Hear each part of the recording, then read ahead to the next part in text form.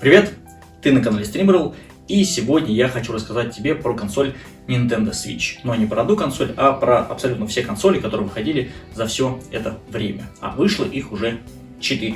И отвечу на популярный вопрос, который мелькает в интернете постоянно, мне постоянно пишут в комментарии его, какую же консоль Nintendo Switch купить. В сегодняшнем видео я тебе расскажу абсолютно про все версии этой консоли, которые выходили за все это время, и расскажу, в чем преимущество той или другой консоли. Но сначала немножко истории. Вообще в целом тебе расскажу, когда появилась эта консоль и что она себя представляет. Первая ревизия консоли появилась в 2017 году, 3 марта. И это была на тот момент уникальная платформа, когда сочетала в себе, помимо портативности, еще и возможность играть в стационаре. То есть можно было взять портативную консоль, оценить джойконы, вставить планшет в док-станцию и играть на большом телевизоре.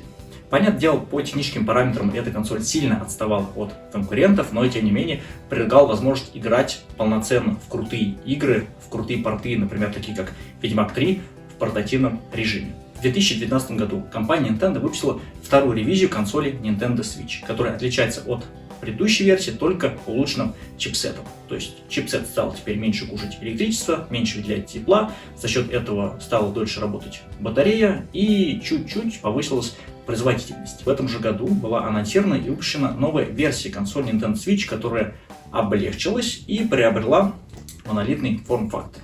Это Nintendo Switch Lite. Эта консоль отличается от обычного Nintendo Switch тем, что здесь нет джойконов, они не отсоединяются, монолитный корпус, меньше экран и отсутствует вибрация. Начинка у Nintendo Switch Lite абсолютно такая же, как и у обычного Switch. Поэтому игры, которые идут хорошо на обычном Switch, также хорошо идут на Nintendo Switch Lite.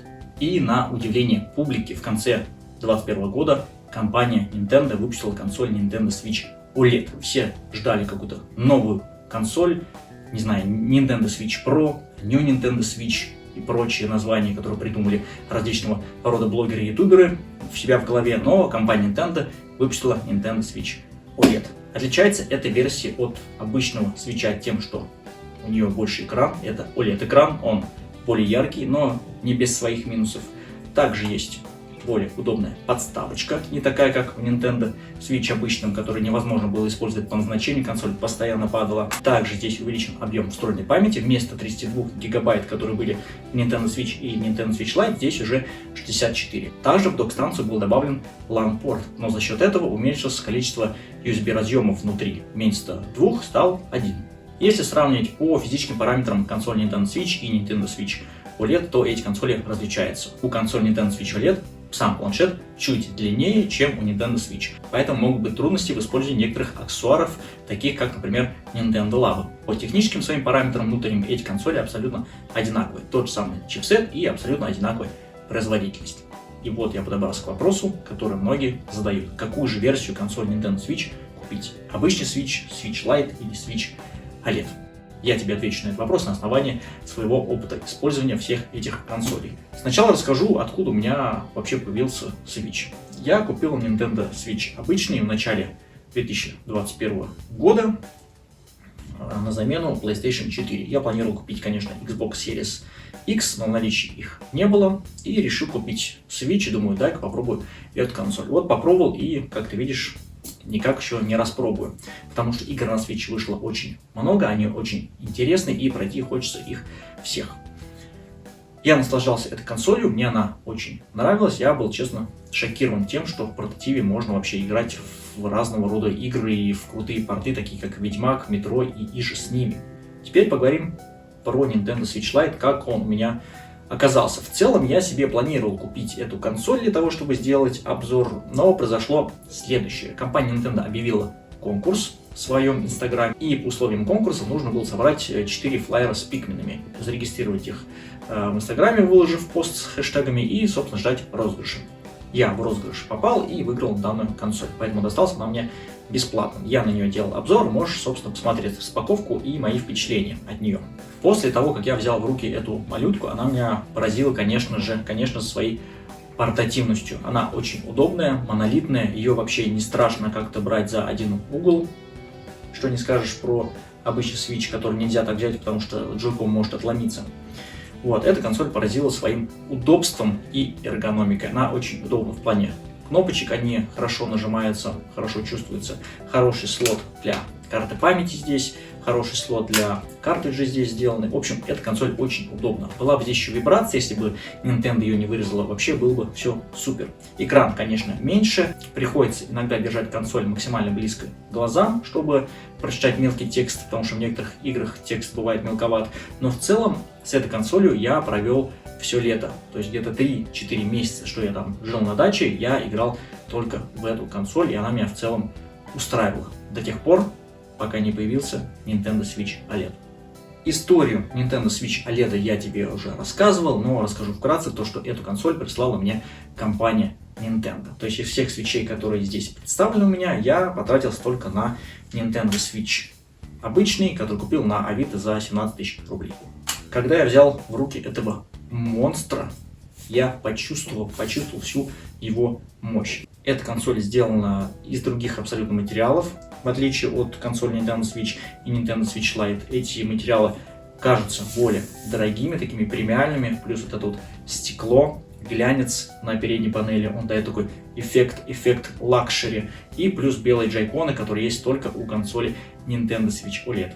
После включения экрана я, конечно, был поражен тем, насколько он яркий, насколько он четкий и насколько он сочный по сравнению с другими версиями консоли Nintendo Switch. И в сравнении, конечно, да, Nintendo Switch OLED выигрывает за счет своего экрана, но проигрывает за счет своей эргономики тому же Nintendo Switch Lite. Я считаю, Nintendo Switch Lite это самая лучшая портативная консоль, которая сейчас есть на данный момент. Это лучшее из того, что сделала Nintendo, и лучшее из того, что есть на рынке. Поэтому отвечаю сразу на вопрос, какую консоль Nintendo Switch купить. Если вы играете чисто в портативе, и у вас нет цели подключать консоль к телевизору и играть с друзьями, то смело берите Switch Lite. С учетом того, что стоит он сейчас недорого, на Авито можно вообще там найти тысяч за 8 его, за 7, в магазинах стоит порядка там 14, может 15 тысяч, все в зависимости от того, какую версию вы берете, но эта консоль прям неубиваемая. Это лучшая портативка. Еще раз повторюсь, если вы хотите играть чисто в портативе, нет цели играть с друзьями локально на джойконах, да, то берите Switch Lite и не заморачивайтесь. Если вы не боитесь, конечно, что у вас нет вибрации, потому что вибрация в некоторых играх от Nintendo нужна, но в целом и без нее можно обойтись. Если вы хотите играть в консоль с друзьями на телевизоре, либо стационарно на одной консоли, в настольном режиме так называемом, то у вас встает выбор между Nintendo Switch обычным и Nintendo Switch OLED. И здесь, наверное, выбор уже за вами. То есть все зависит от вашего бюджета в первую очередь, да, и во вторую очередь это зависит от доступности консолей. Потому что Nintendo Switch OLED сейчас в дефиците, и покупать у перекупов ее по цене там, в 1,5 раза выше я смысла не вижу.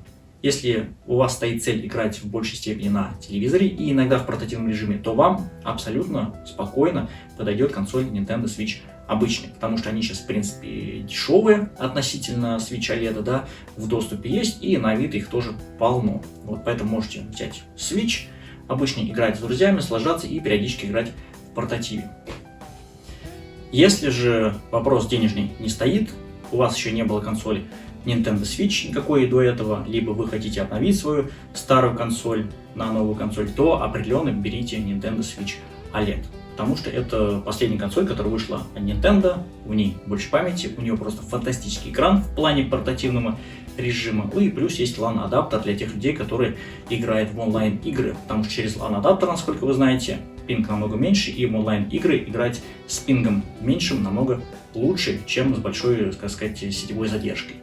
Но помимо крутого экрана, у этой консоли есть еще крутая подставочка, которая может регулироваться и давать различный угол, под которым эта консоль может стоять на плоскости. Это очень удобно, хочу вам сказать. И в плане игр, если играете вдвоем, да и в плане синглплеера, можете так вот поставить и просто отсоединить джойконы и играть. В целом, компания Nintendo молодец, но нужно было это сделать с самого начала на обычной версии Nintendo Switch. И немного расскажу про коробки и комплектации. Самая маленькая коробка у Nintendo Switch Lite, и в комплекте с Nintendo Switch Lite идет только адаптер питания. Док-станции здесь нет, потому что консоль к телевизору подключить нельзя. Комплекты у консоли Nintendo Switch и Nintendo Switch OLED абсолютно одинаковые и включают в себя сам планшет, 2 джойкона, адаптер питания, доп-станцию, HDMI кабель, 2 ремешка на джойконы и, собственно, грипп, чтобы превратить 2 джойкона в один полноценный джойстик. Чуть не забыл тебе рассказать о главном отличии Nintendo Switch Lite от Nintendo Switch обычного или Nintendo Switch OLED. Как ты видишь, здесь полноценная крестовина D-pad, в отличие от джойконов, на которых кнопки направления выражены в виде таких вот круглых отдельных кнопок. По сути, вот я тебе рассказал про Nintendo Switch, про Nintendo Switch OLED, про Nintendo Switch Lite, и я понимаю сам для себя, что Nintendo Switch Lite это прям вот лучшая портативка, еще раз повторюсь. Но я жду, когда Nintendo выпустит Nintendo Switch Lite OLED. Это будет просто пушка и просто разрыв. Эта портативка станет еще лучше. Потому что вот реально Switch Lite не хватает размеров экрана и сочности. Если увеличит объем экрана, пусть, допустим, немножко увеличит сам форм-фактор, но при этом, допустим, экран станет как у Nintendo Switch, ну, может быть, чуть меньше, но при этом будет OLED, это будет просто пушка-бомба, разрыв. Это будет самая лучшая портативка, еще раз повторюсь, но без возможности играть на телевизоре. Надеюсь, ролик понравился и был максимально информативен. В целом рассказал про все версии консоли Nintendo Switch, какие есть плюсы, какие минусы, какой опыт моего использования. И в целом я, наверное, постарался, по крайней мере, на основании своего опыта ответить вам на вопрос, какую Nintendo Switch стоит брать. И еще хочу ответить на вопрос, стоит ли брать Nintendo Switch в 2022 году, в 2023 году, в 2024 году, в 2025 году и так далее. Консоль Nintendo Switch стоит брать в любой момент времени, потому что это очень хорошая консоль, у которой есть очень большая библиотека игр, как и собственного производства эксклюзивов, так и сторонних разных студий. В том числе есть много разных крутых инди-проектов, которые в портативном режиме смотрятся круче, чем на телевизоре. Поддержите видео лайком, подпишитесь на канал, если еще не подписаны. И я с вами прощаюсь. До новых встреч. Увидимся в новом ролике.